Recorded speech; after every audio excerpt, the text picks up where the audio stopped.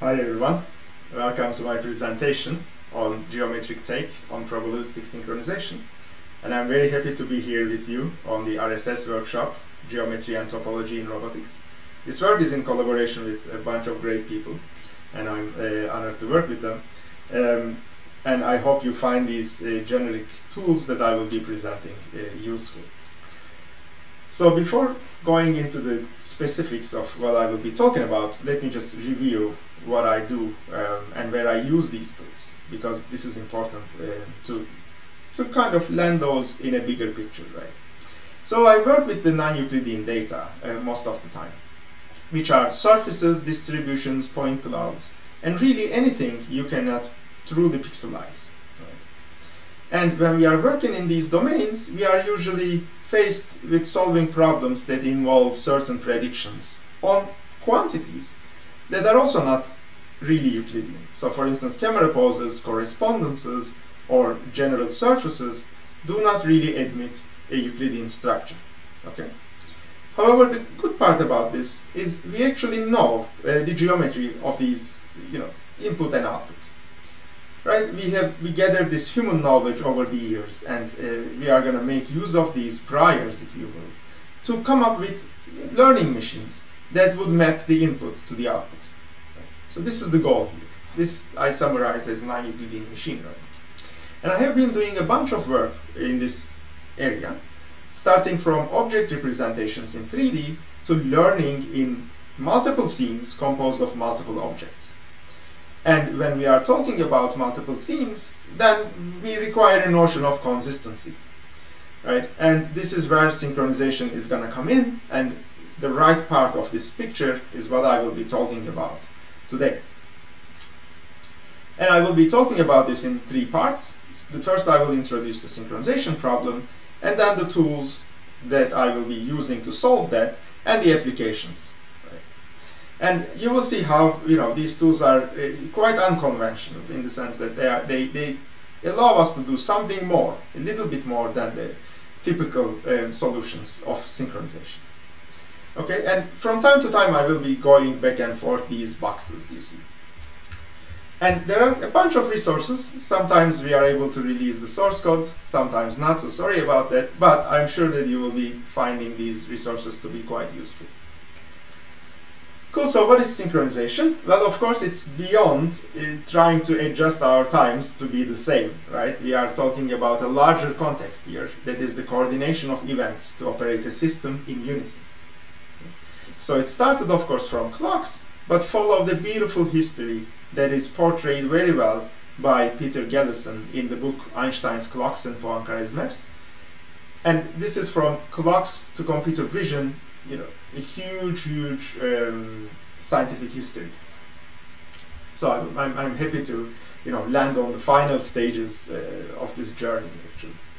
So let me introduce synchronization briefly, but from an abstract perspective. Okay. So we are usually presented with a graph where there are certain vertices that are unknown to us, and we observe certain information on the edges, encoded in the edges. And these edges, for instance, to make it a little bit more concrete, can relate one camera to another by a relative camera pose. Okay. And this is an undirected graph, so there might be cycles in this graph. And when I talk about consistency, what I really mean is that all the cycles in this graph should be a null cycle.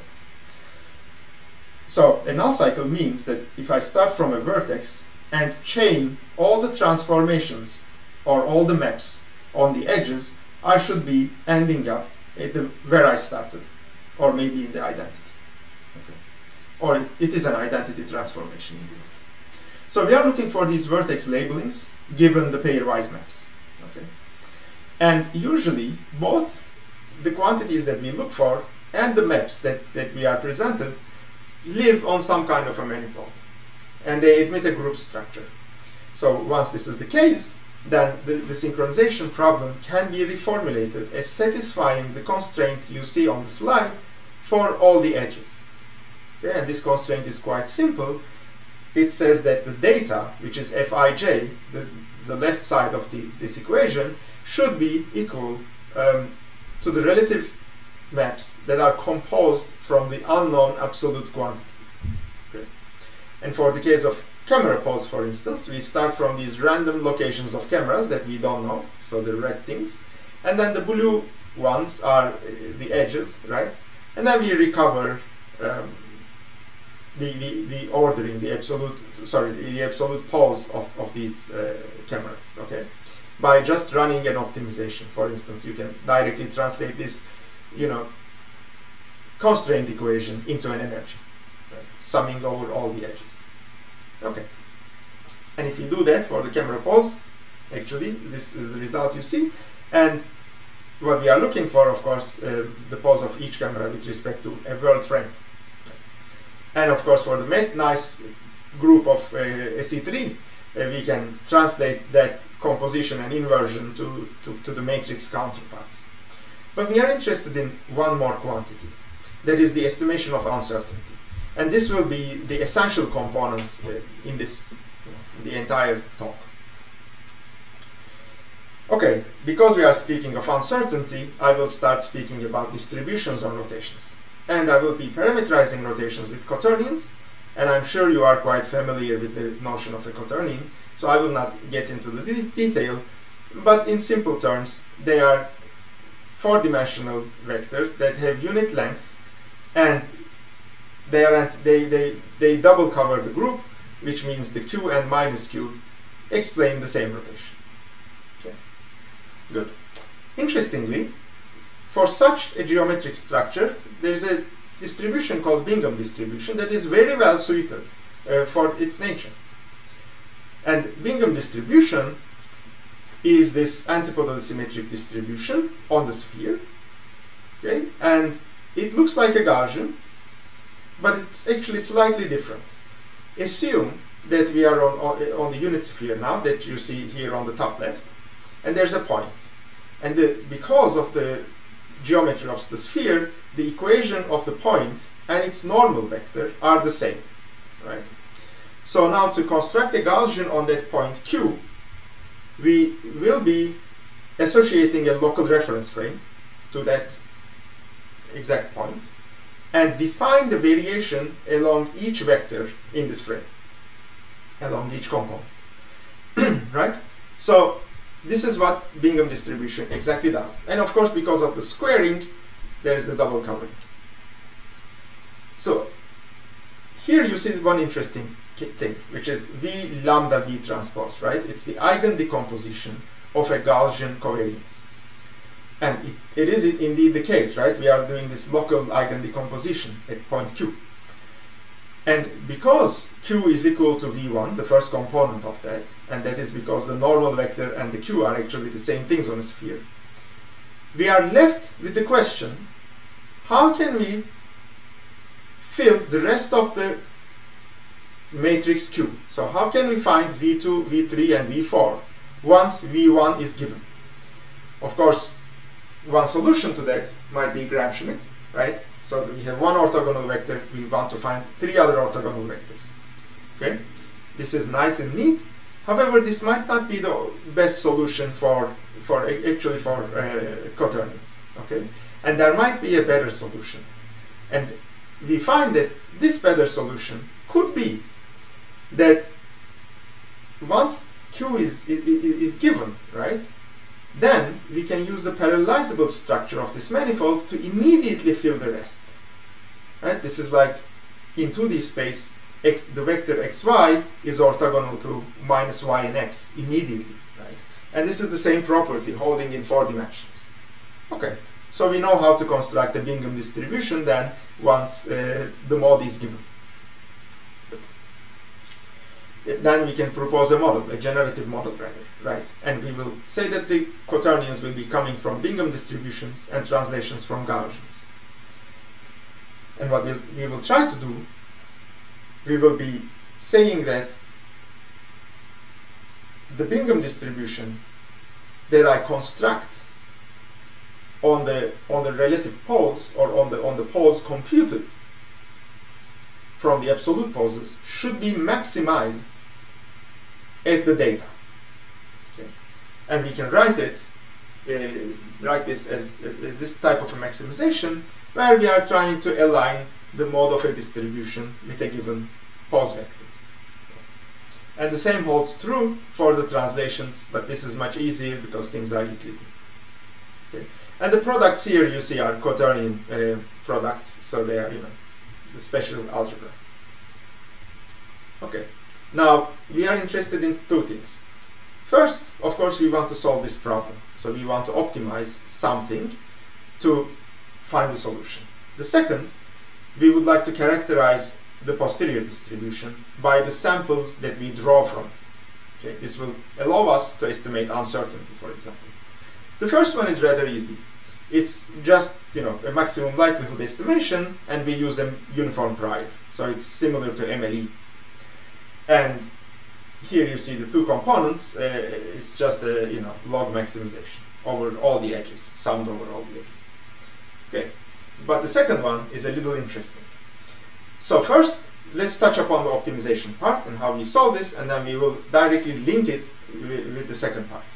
Okay, and we will benefit from Riemannian optimization, of course, because our parameters are living on a Riemannian manifold in general. And we have such a constraint optimization problem that is familiar to many of you maybe, and we have the constraints that determine where the parameters can be. Now we turn this into an unconstrained optimization problem and solve it through the standard unconstrained solvers, however with a Riemannian flavor in there. Right?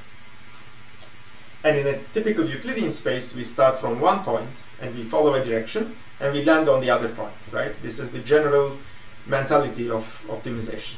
And if this direction is related to the gradient, then it could be a gradient descent or steepest descent. And here everything can be in the Euclidean space, so we are free to move anywhere in the space. This is not going to be the case in the Riemannian version, so we will be restricted on a manifold, and that means we have to find some kind of counterparts to all these operations. And generally, the scheme is we find a direction vector in the tangent space of the current iterate, and then use a retraction to walk either over a geodesic or maybe another approximate curve. Okay, and this is the essence of optimization on manifolds. And of course, again, if we pick this direction in the tangent space to be related to the gradient, then it will be a Riemannian gradient descent. And how can we make it related to the gradient? Well, we can basically take the negative Euclidean gradient, right, and project it onto the tangent space. And this way, we can have this Riemannian gradient. And this provably converges to a local minimum actually. Okay, now going to the probabilistic setting, right? Now we leave the Riemannian optimization aside and go a little bit to the sampling, and then we will connect the two. Okay, so in machine learning or optimization, we are generally interested in this type of equations, which are composed of data and regularizer, right? And this should be familiar to many of you. And in fact, we can write this from a probabilistic point of view, right? By defining likelihood and prior corresponding to data and regularizer, respectively, by just taking the exponent, negative. And then we can write the same equation that we wrote above in terms of a maximization of the log posterior, right? And then this becomes a maximum a posteriori estimate. Cool. That is simple enough. And sometimes it's easier to design priors from a probabilistic perspective. Sometimes it's easier to just write down the regularizer. Depends on our approach. But what is interesting here is that the posterior distribution is usually proportional to some potential energy that we write as in this slide. Okay, and we generally have a multimodal landscape, so all the tools that we have to develop here should be able to draw samples from a multimodal distribution. Of course, we turn to the Bayesian setting. Now we have defined our posterior, right? But there is one more component, which is this pesky normalizing constant, right? And Bayesian inference is hard because estimating this is hard, actually. right? And one of the, while there are many approaches, one promising path that we can actually take is, of course, Markov chain Monte Carlo. And I'm sure many of you are familiar with that, but here we will be analyzing this through a geometric lens and make a connection to the optimization. Okay. Now, think of the Hamiltonian Monte Carlo. I will just give a brief overview of what that is. So let's assume that our parameters are distributed according to a Gaussian, right, a standard normal. And I will make up another variable called momentum that is also distributed according to a standard normal. Now, let's consider the joint density here. It's also called a phase space, right? And the contour plot of that joint space looks like that, right? It's because it's a Gaussian, so it's very simple. And now we would like to sample this joint space, okay? And one idea that we can do, we can actually sample one point there, right? So rather than just trying to sample everywhere, we can sample one point there and then trace the contour, because I know that along the contour, the probability density will be unchanged. Okay? And before doing that, I will be introducing a couple of things. First, let me take the log of this expression and give them some names. I will call the log P, or log joint density, the Hamiltonian, so this is how it's defined. And then the second and third terms will be potential energy and kinetic energy. And for the Euclidean setting, we can even go further and derive, more concrete expressions. Cool. So this goes up, and let's consider how we can trace the curves now, right? Well, it's just tracing a curve is more like solving a differential equation, which has a specific form. Right? As you see here, the change of the parameter in time should be related to the change of the landscape. Change in the landscape, right? And if we simulate these two things, then we will be walking across these contour plots. What is interesting here is if we differentiate the Hamiltonian with respect to the parameters, well, because the parameters are not, the kinetic energy is not dependent on the parameters, we are left with the gradient of the posterior. Right? So this is important. Here it's really the we are seeing that the notion of gradient is being injected into our sampling paradigm. So this is really nice. And why do we have momentum? Well, think of the potential energy, with such a landscape. What we actually do, we kind of flip that density, and then we assume a ball, and we kick this ball. And this ball really goes along, right? And then just kind of maybe swings around there a little bit and does all this type of motions, but of course, moves more around the local optimum and moves less around the edges of that well. And sometimes the ball stops, maybe due to friction, and then we can kick it again. And here, you see this, you already start seeing the procedure that we draw a random momentum, we simulate the dynamics, and then we accept and reject with certain probability, just like in MCMC. Now, the interesting part is how do we simulate these dynamics? And of course, it's natural to think about a discretization here, right? And if we do the earlier discretization of that exact thing, without really noise or anything, just the simulation of these dynamics, we recover the famous gradient descent with momentum. So, which is remarkable because it makes a connection to this probabilistic perspective and the optimization perspective. So this is nice. Okay, now we see that to draw samples, we actually need to simulate a dynamical system. And then we have this noise component. Well, this brings us to the dynamics-based MCMC methods, which have this type of interesting form, which is composed of a drift term and a diffusion term. Okay, the drift is really the simulation of the dynamics, and diffusion is the noise there. Okay, and this is the noise is usually a Brownian motion, so it's a Gaussian family, and this is called a stochastic differential equation. And for different choices of f and d, we can have different equations, and that's a very general form. In fact, if d is 0, it's just a drift, and we start recovering the usual optimizers. In fact, we don't have the momentum here, So if F is related to the potential energy, then we can start having this we can start basically just deriving the gradient descent from here, right? And it will just be the Euler discretization of this. Cool. And of course, if we start assigning other things to D and F, then we recover different algorithms, such as the Metropolis adjusted Langevin algorithm. It's called MALA. Okay, and this is the general form of that. And this is a random walk behavior, actually, so one has to be careful about that. So it suffers from the same phenomena that Gibbs samplers also suffer, but it's very useful, especially the stochastic versions. So for F, we can have a general statement. We can introduce these interesting matrices into F and say that for different choices of these matrices, we recover different algorithms in the literature. This is given this is a result from this nice paper that you see on the slide. But what is more important is, or for us at least for this talk, is that we can actually, by a particular choice of the lambda you see here, the correction term, we can recover the stochastic gradient geodesic MCMC, which is a Riemannian variant of the Hamiltonian or Langevin algorithms. Okay. Good. And in the noise-free, friction-free regime, this Riemannian term can be summarized in this form.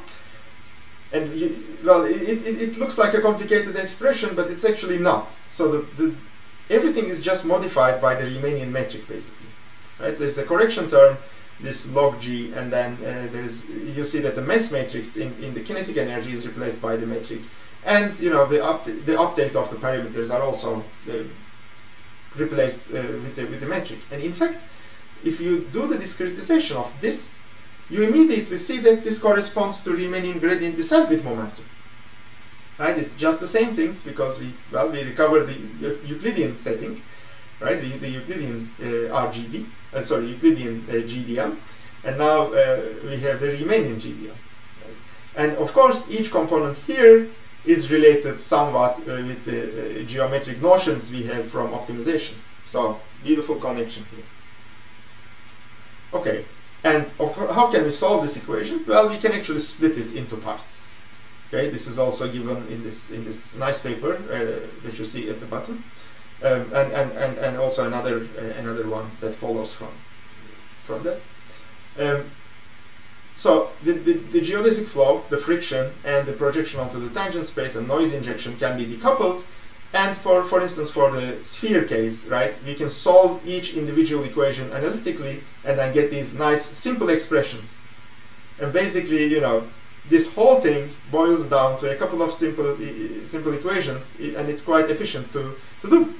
And we can change the order of this A, B, and O to come up with different algorithms to solve or to simulate these dynamics, or to do MCMC.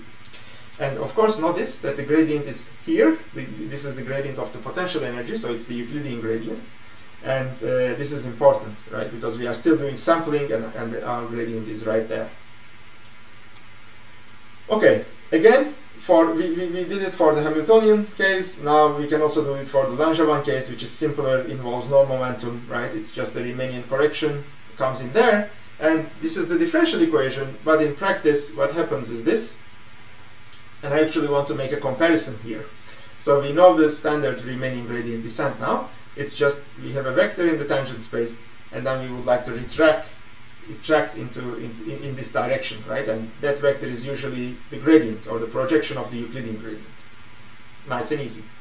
Here is just the same, with two variations, adding the noise, and it's basically adding the noise and projection onto the tangent space, right? So it's very simple, very small modification. So what we do here, we compute the Euclidean gradient at the current iterate, right? This one, and then we add noise on top of this, and then we project that onto the tangent space and obtain a direction. And we can use a retraction operator to actually retract in this direction, right? And get the next point. Okay, So if you do this enough, and if things obey the usual MCMC rules, then we will get samples nicely characterizing our posterior distribution. Okay, now we can go back to the synchronization problem and see what we can do about it. Well, because we are generating samples from the posterior, each sample is actually a full solution to the synchronization problem. And if we are working with a structure from motion scenario where we have multiple images and we want to reconstruct a 3D scene, then for each key point in the image, right, we can reconstruct multiple 3D points coming from each of the synchronized results. Okay, if we do that, we get multiple hypotheses per each point and fit a Gaussian and use the covariance or the entropy of the distribution as a measure of uncertainty. So if you do that, we see these images showing up here, as you see in uncertainty map. That is, close by points are assigned a higher confidence, whereas the distant points are less confident, right? And this is observable across different data sets. We can see here that, you know, again, the points concentrated around the statue are highly confident. Or things like vegetation, for instance, where we make a lot of mistakes, are less confident. Okay.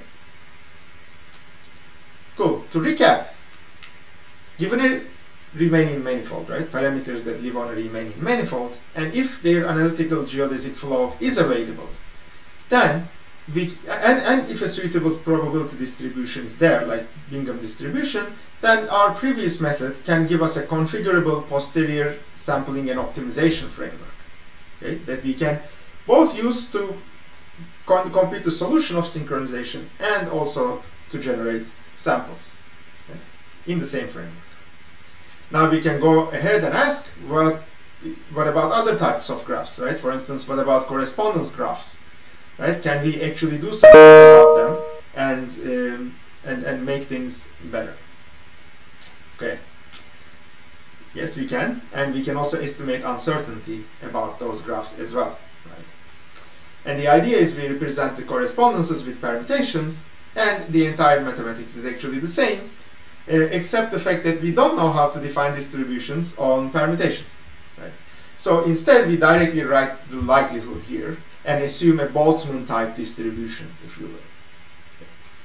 And of course, the posterior distribution, you know, is similar, like we had earlier, and everything will just be the same, except the permutations are hard to optimize, so we instead optimize on the doubly stochastic matrices, and their manifold is actually given by a recent paper.